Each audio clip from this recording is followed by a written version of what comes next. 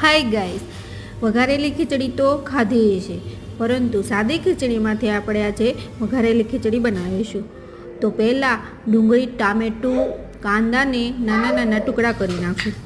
પછી તેને વઘાર કરી નાખશું. વઘાર કરી થઈ જાય એટલામાં પછી તેમાં મરચું, ધાણા જીરું, મીઠું, ગરમ મસાલો બધું એડ કરીને થોડુંક હલાવી નાખશું 2-3 સેકન્ડ. પછી બધું ચડી જાય એટલે તેમાં સાદી ખીચડી એડ કરી દઈશું. સાદી ખીચડી એડ કરી પછી બરાબર મિક્સ કરી નાખશું.